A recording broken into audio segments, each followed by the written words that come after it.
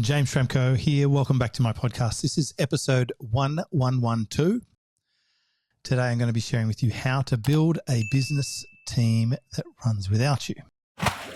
So most business owners think hiring a team will give them freedom, but then most people build their team completely wrong, and it actually creates more work and stress and costs profits. Now, I run my team with just a small amount of time per week. And in this episode, I'm going to share with you exactly how.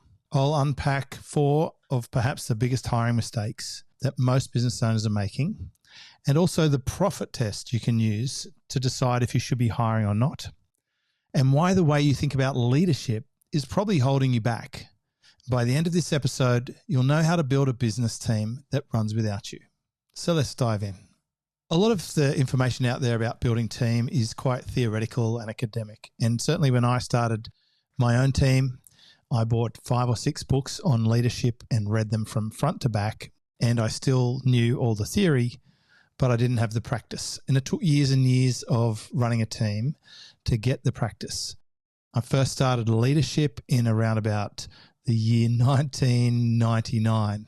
So 26 years later, I've done a lot of hiring, a lot of training, a lot of firing, and I've got a good feel for it. I've also, in the meantime, for the last 15 years or so, built a recruitment agency called visionfind.com, where we find Filipino VAs for my clients and for Western businesses. And that's been going particularly well. And we've been able to fix a lot of the things that is broken about the hiring system, which we'll cover today. But if you're following the traditional methods, just know that there are some subtle nuances that I've learned over years and years of experience that are often counterintuitive compared to what you'll hear out there in terms of leadership. And one of them in particular is where to get people. If you're going to the marketplaces where people are pitching their services all the time, then you're competing with every other employer, and it's a very difficult game. Instead, I prefer to go off market and to find people where they're not even looking for another job and bring them across. That way, you're not competing with any other employers. So I'll be talking about a few mistakes that I've seen like that, and I'll talk about how to structure a team to get the most autonomy, because ultimately, if you're like me, you probably started your business for freedom. You don't want to be turned into an adult daycare babysitter. And so I like to leave my team alone and give them lots of freedom. I check in with them about once a week for about 12 minutes on a small team meeting, which we do via audio, and I'll explain why later.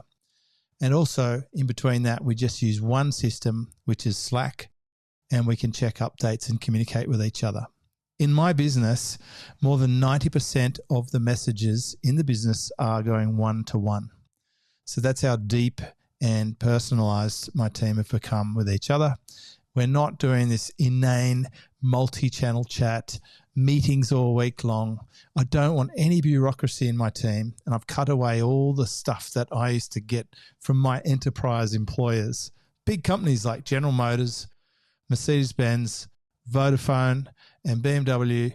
I've experienced what they do at that level, and I can tell you it's no wonder that people are trying to bail out of being an employee from those sort of companies. So I built my team that is run on just a few hours a week because that's what I wanted to do. And I actually say to my team, I want you to have a good life. I want you to have a great life. I want us to run a profitable business, and we all do things we enjoy, and it's a great collaboration. How effective has that been? Well, my first hire was around 2009, and my second hire is still with me, and I've got a team of 5 now, and they've all been with me for more than 10 years. It's about 12 to 15 years on average. So I'd say it's going pretty well. And I can't even remember the last time we hired someone for my business. And certainly it's a long time since someone left. We have a very stable crew. But one of the big mistakes people make, and this is, mistake number 1, if you like, is hiring too slowly. It's a major problem because if you wait too long to hire, then you're actually doing the low value work and you're missing all the opportunities that bring in the money.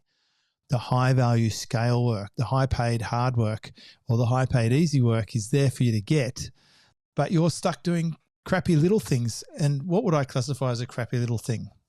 Anything to do with logging into your website or your email system or compiling or publishing content is probably low value work. Very, very easy to get people to help you with those things. And please don't tell me you're doing bookkeeping, because that's insane. So the fix is to use the profit test. And what this does, it helps you figure out if you're going to create more profit or just an expense. And one thing I do is I have a look at, firstly, what is the profit level of your business? If you are bragging about how your business is like a 98% profit, but you're only making $200,000 or $300,000 a year, then I'd say you will not get to $600,000 or $1 million on that business trajectory, because you're doing all the little stuff and you just can't grow. A too high profit margin is a warning sign that you don't have enough team. If you look at really big companies like Facebook, they're probably running around a 30% profit margin. And there's a lot of employees. Guys like Richard Branson, I think he has 70,000 employees, and he's still probably making a reasonable profit across his portfolio, because the revenue less the cost is still worthwhile. If you want to get to 7 figures, it's almost certain that you're going to have a small team to get you there. So there's a big difference between solopreneur stuck at a couple of $100,000 a year, maybe 5, 6, 7, maybe even 800 or even $1 million with a part-time assistant, but it's pretty rare. The fact is, almost everyone that I've worked with who's going past $1 million has a small team. You could do it with contractors or constant service providers on retainer, but almost certainly you're going to need support, and you're going to need some kind of assistant to be doing the basic stuff. So hire before you drown and get ahead of the growth. You can put a VA to work fairly quickly. One of my clients just hired a VA less than 2 weeks ago, and he already got his first podcast published.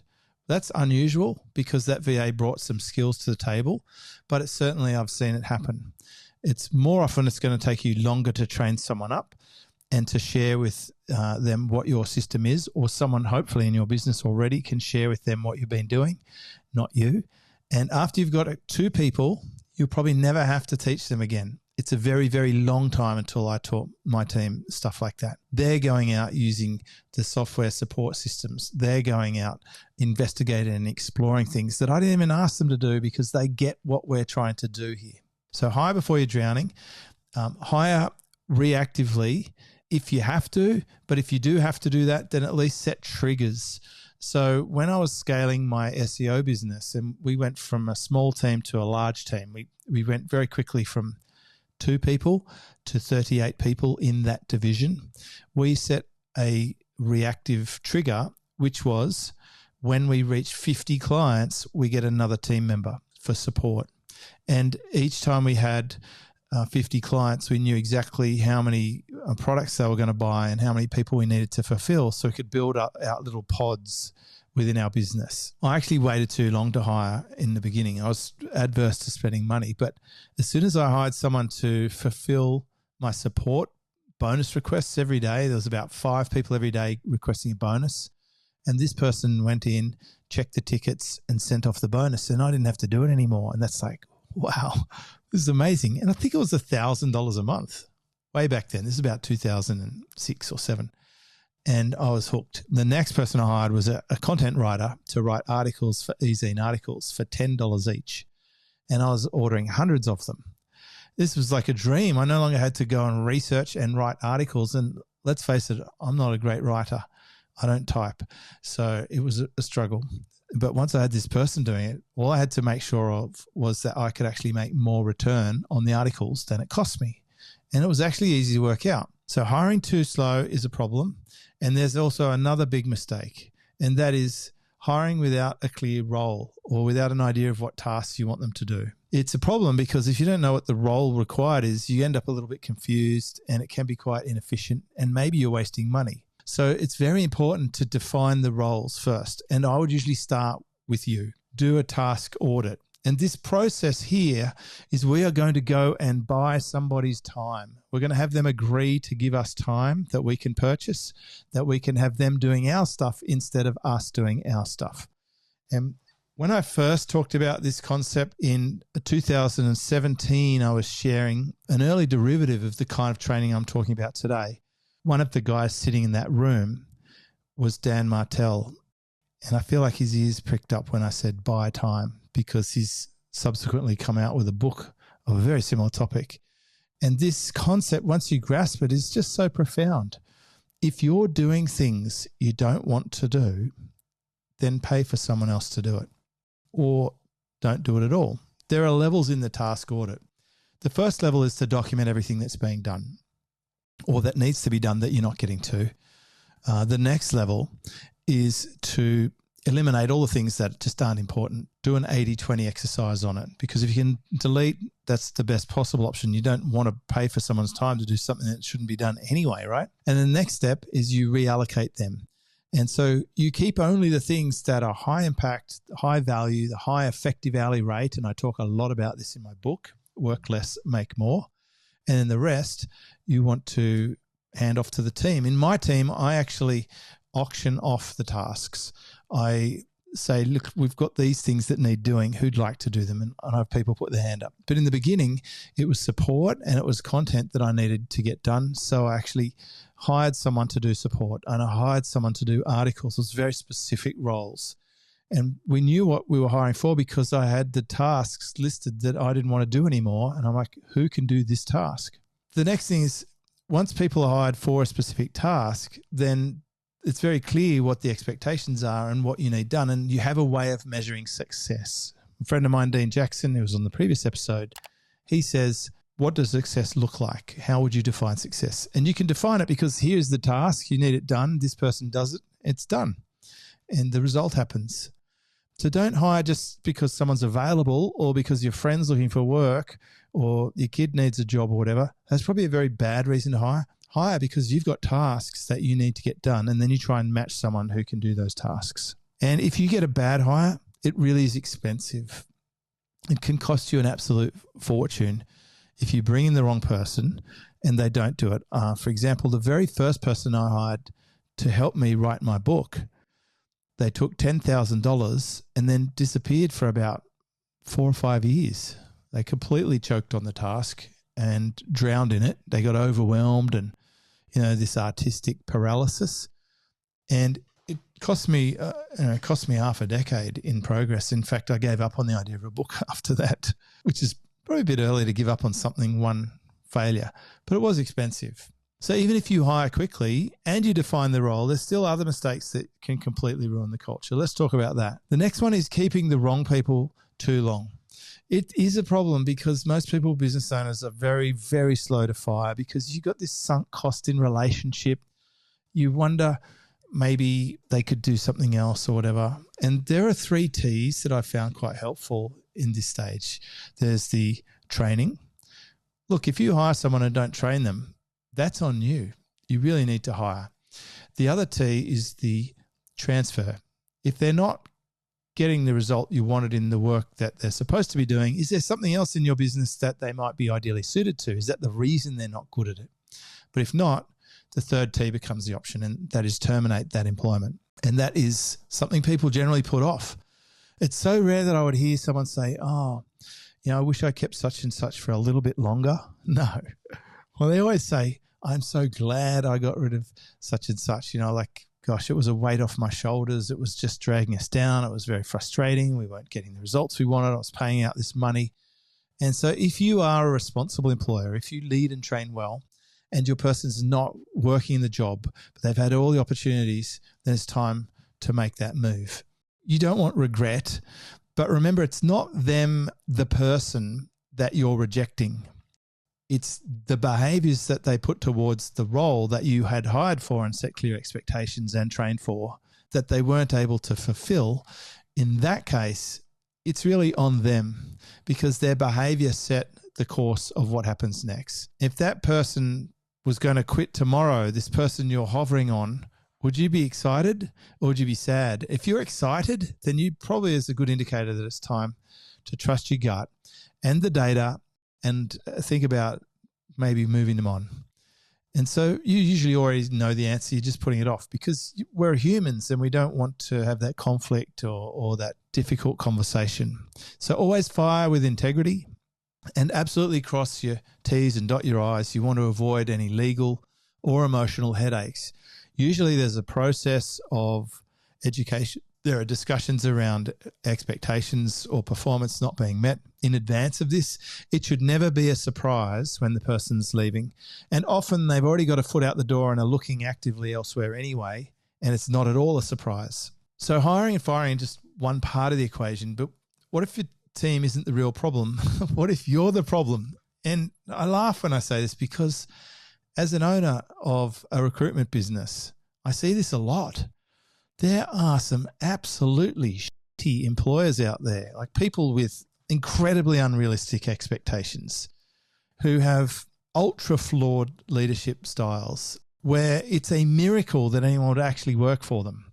So let's talk about leadership for a minute. It's obviously a problem because if you are a micromanager instead of a leader, or you are creating a team that is completely dependent instead of empowered, you are the problem. So how do we fix it? Well, we need you to stop being the bottleneck, obviously. We need some clear expectations, some KPIs, that's key performance indicators, or KRAs, which is key result areas, so your team can actually operate without constant approval. Believe it or not, a lot of team members want to know what the rules of the game are and how they're going with the score. If you're not providing that, they might be running around in fear. So instead of becoming a manager, we want to be a leader. We want to guide and coach your team instead of controlling and micromanaging them. I had a funny situation the other day. A friend of mine, he installed tracking software on his team's computer, and he discovered, much to his surprise and not really to mine, that his team member was working on other projects during the day. And then he said, I don't know if I should call them about it or discuss it with them. And I said, well, you kind of have to now because that's why you installed the software, isn't it? Why else would you install the software if you didn't want to know and then if you didn't want to take action about it? Otherwise, you'd be like me and not bother. Of course, people are doing their banking or playing a game here and there. That's just what humans do. But I've got ways to measure the result or the output rather than how many minutes my team work. Maybe people are looking at the wrong thing all the time. And that's when I was saying before that I try and cut bureaucracy. I'm not looking for how many minutes my team work. I'm not looking for their hourly rate. What I look at is actually on a really big scale. At the end of the year, I will have spent X on my team. Let's call it, I don't know, $100 and something thousand in wages or contractor fees, as we should call it, probably. And I look at my revenue and then I subtract all my costs and I see if there's enough profit left over, and if I feel that that team contribution for the amount that I spent was worth it. It's a yes or no question.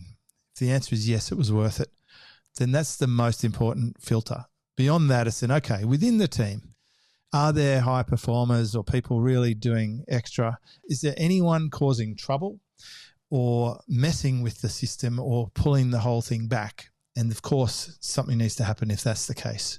Generally, though, things are just ticking along like clockwork. So effective check-ins here and there, temperature checks, you can call them. I don't mean with a thermometer, but I mean just checking in on your team. Having actual relationships in terms of conversations where you talk about non-work related stuff is okay too, if they're comfortable with that. I visit my team. They're in the Philippines and I visit them on a regular basis because it builds the relationship. It builds the connection. It actually means something to work in our business. We do this together. We're on a mission, and it's more empowering than a task-oriented machine cog-like relationship. So I've approached my leadership to really have my business only needing a few hours a week from me. I need to check in on Slack occasionally for the approvals. And the way we've set up our systems really encourages the work to flow through to a very measurable result. We have a cadence of reporting where we can see the lead and lag metrics that the business thrives on. And we all see that every week, and we know if it's up or down based on where it was last month and 6 months ago. And that alone is enough of an indicator. That reporting frequency helps the team rally around what we need to do to keep those metrics at a really healthy level. Because at the top line, fundamental thought is if the business is healthy, we all have income, and that's a good situation. So just a little quick recap. If you're building a team that is not completely dependent on you, that you're not micromanaging. If they enjoy working for you, then that is where we're trying to get to. Make sure that you have a team. I've worked with so many people who have got no team and they wonder why they're frustrated. They're stuck doing low-level tasks all the time. Apply that profit test. What's a good metric? If you're an agency doing $2 or $3 million a year, you're probably running at about 40% profit margin because you've got team costs and tool costs and marketing costs. If you're a membership or an information business or a coaching business where you're the primary coach, kind of like mine, or you do performance-based deals that have high upsides, you could be pushing 70 or 80% profit, but you're still going to have a team of 4 or 5 people in the background. Will this change with AI? Will we be having tool sets come in and replace people? Absolutely. But I would still have my team using the tools rather than me using the tools. The last thing I want to do is sit at my computer messing around with tool sets all day when my team could do it and I could just do the things I want to do, which is to make a podcast or a video here and there and to talk to my customers and to log in and check their progress in my community. And so that's how it goes. And remember, when you're hiring people, they're people. They're not machines. They're not cyborgs. And that's a few years down the track. It's probably coming. But for now, be a human. Be a good human. Hire people to help you out. They want to get on board and to help you out and to help you profit and to get paid and rewarded for that. And if you need help finding a VA in the Philippines, check out visionfind.com. That's where we can get off-market team members who are not actively looking for roles on the jobs boards. So you're not getting someone who's potentially a flight risk or working 3 jobs or being fettered by a whole bunch of other employers. I hope you've enjoyed this episode. If you've got questions around team, please post them below this video or send me an email. I'm happy to answer them on a future video. I'm James Schramko. This is episode 1112, and we've been talking about how to build a team that runs without you.